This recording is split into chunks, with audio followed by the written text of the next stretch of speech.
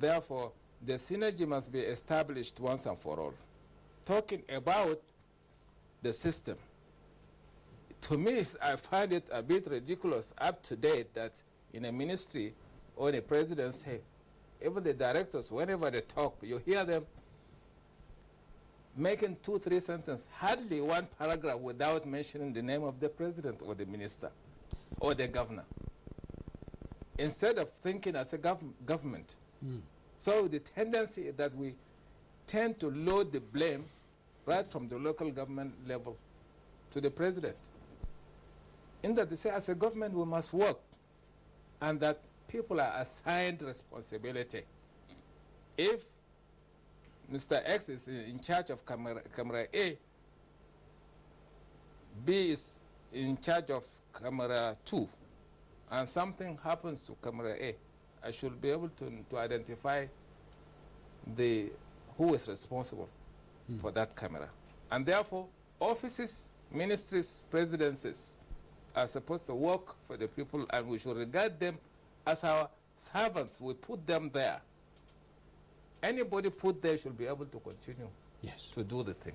That concept of continuity rather than self-aggrandizement. So the institution development should be the core thing, and of course we must allow the system to work. But let's talk. He talks generally the relationship between the government and the governed. And let's narrow it to issue of governance, the institutions of democracy, executive, legislature, and the judiciary. And of course, when we come to the fourth estate, any dichotomy in these focal point of facing the nation with the change agenda? I want to situate it correctly by helping us to appreciate the fact that it is an organic whole that we are dealing with when you're talking in terms of governance, service delivery, and participatory democracy. Meaning that rights, duties, obligations exist, but the freedom terminates where the rights of another man begins.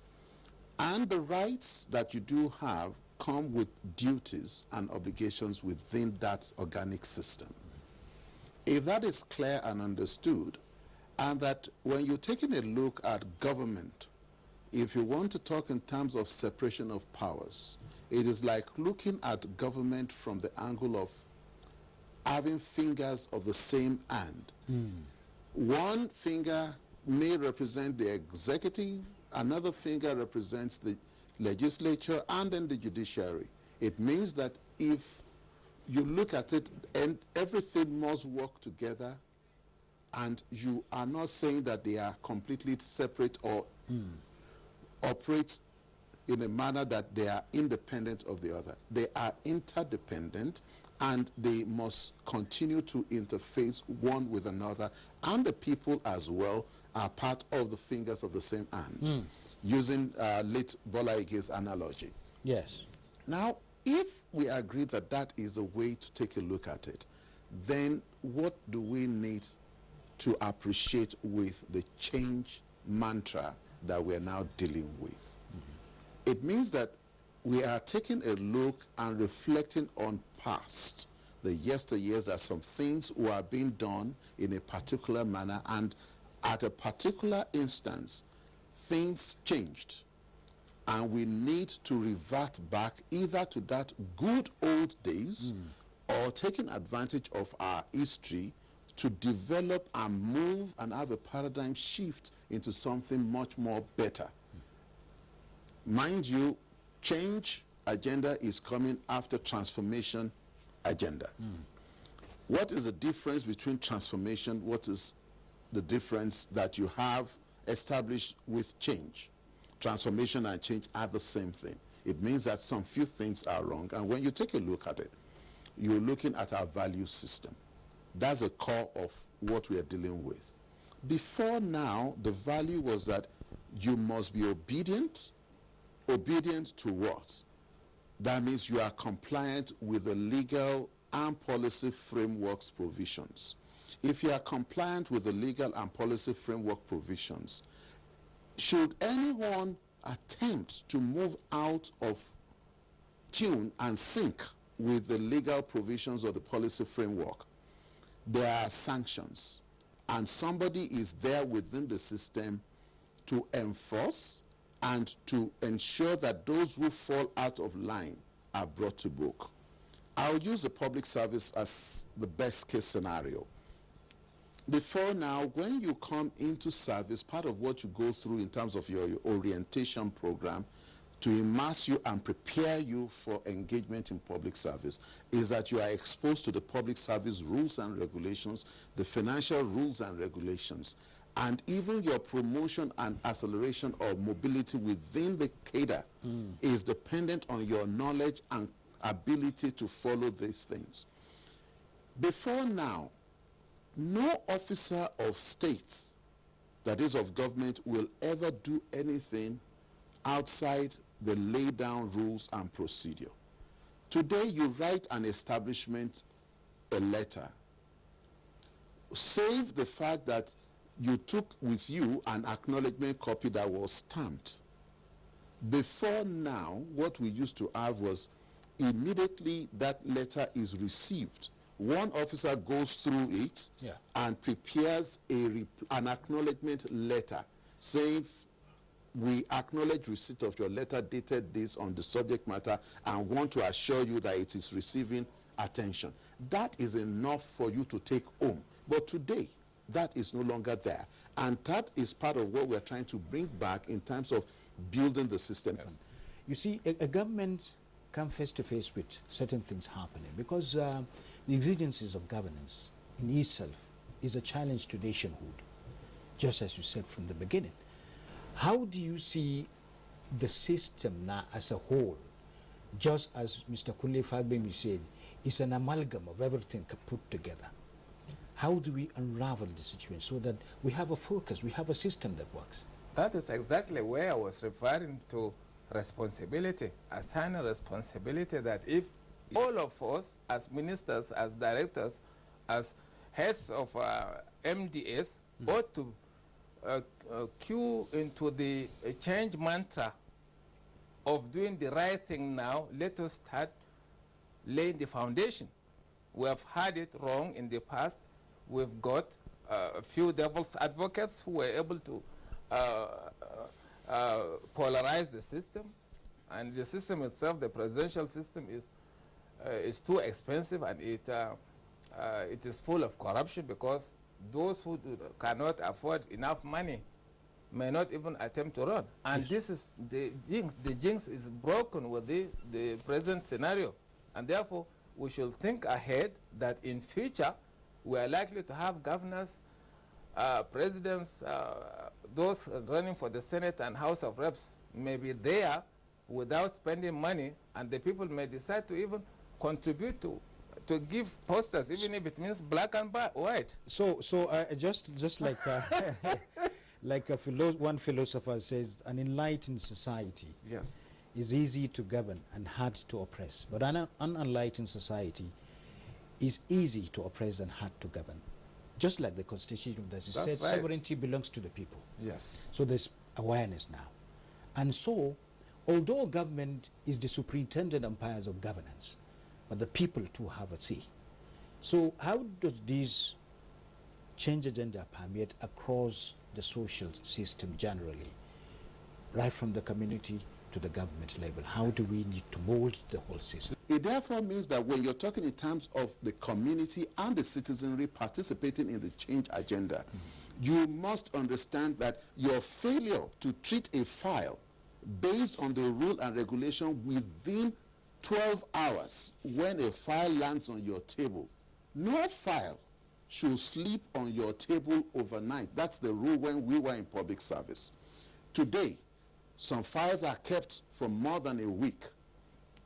If that should happen, it means that a notice that was brought to your attention that we are giving you a notice that there is likely to be a warning strike may not be attended on time, and if that has happened, that officer or those officers that had cause to treat those files must be sanctioned. And people must now understand that if they are being sanctioned, it is not because you come from a particular part of the country or that you are of a particular religious faith.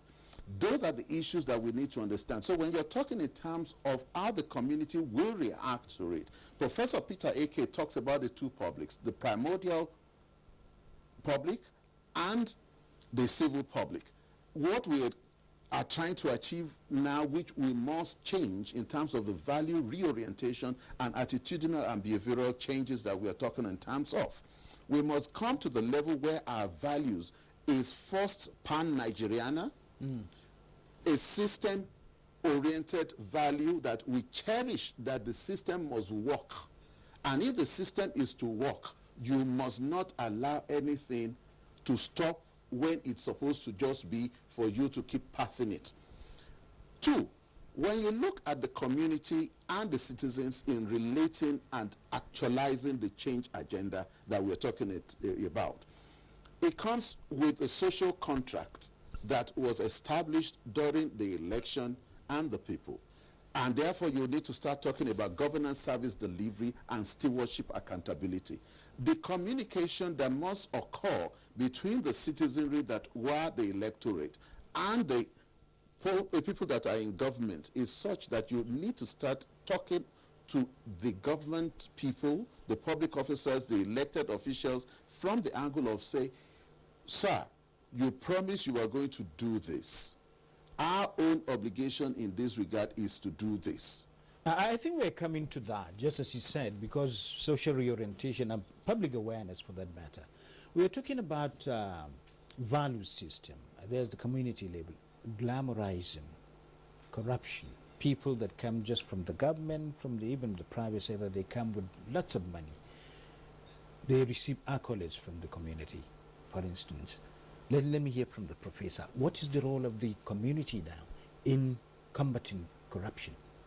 Fine. That is a return to the basics. We have just one minute, yes. Okay, to return to the basics, i.e. the constitution that we are now operating, it is alien because it has not been anchored on our values.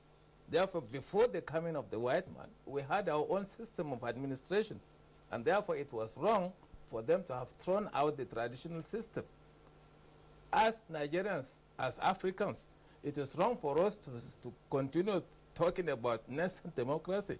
It does not make sense in that we have many democracies now, and that Nigeria can pick the best parts of all democracies and anchor it on our traditional system, our values, and it will work for us rather than copying things verbatim.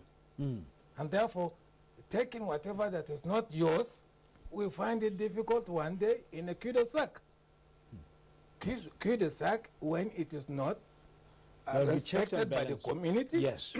When you bring social flamboyance and so on, the community no longer has the guts to ask you where you got it. When the teacher cannot marry the daughter of the king, and so on. So we are gradually replacing our values with materialism, which is the basic thing that we now have to go back, pick the best. If there are laws, modify them, and I find it a bit, again, laughable in the sense that each of these things that we would like to have now, yes, perhaps the National Assembly or state assemblies will always say that it is law, we like a bill, operating as if we had never had laws. We had the bills, we had the laws. Nigeria was not a lawless country. They should stop doing the high jumps for us. And therefore, let us, I think we can talk and let us have people who will be held accountable, yes, from the presidency up to the world level. Thank you, Prof.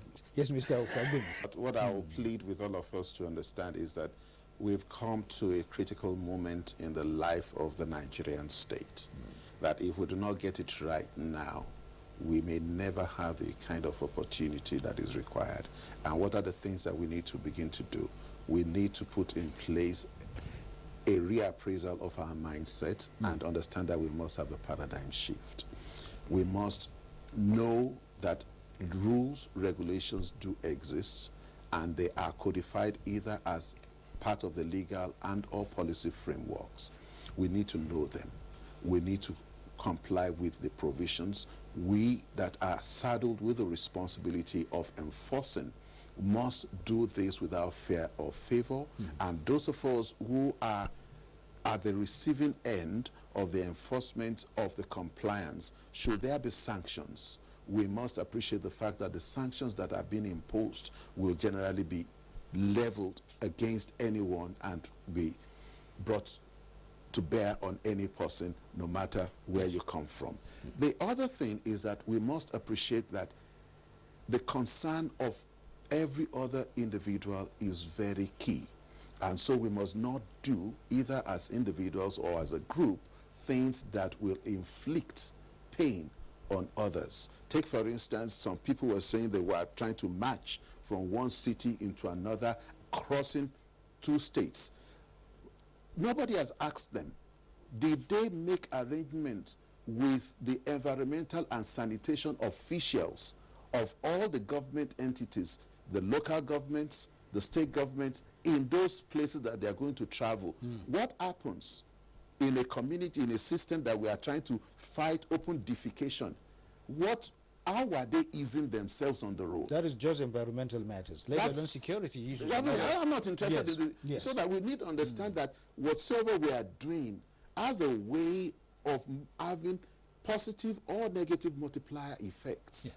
And as such, the rule says if you are going to gather more than 10 number of persons, you must provide for them in terms of A, B, C, D. If you're having more than X number of people in a room, the room must have X number of emergency exits. Yes. Those are issues that we need to begin to work on, so that all these building plans, everything, we need to enforce. All these building failures that we are having, road failures, will not be there if all of us are following the rules and regulations. Yes. That is what we are saying. Well, thank you very much. That's just another angle to it. Actually, corruption is not misuse of public funds, or so to speak, or abuse of it. So corruption is a malfeasance, is a misconduct. Well, thank you very much, Professor Dikwa, for honoring our invitation. We'll hope next time we'll come again when we call you. Thank you very much. And Mr. Khalifa, thank you very much for coming. Thank you very much. Well, you've heard it all. We're talking about collective responsibility. That is the whole thing, the sum total of it. Thank you for watching. That has been Moment for Thought. Aliyu Babu. Thank you.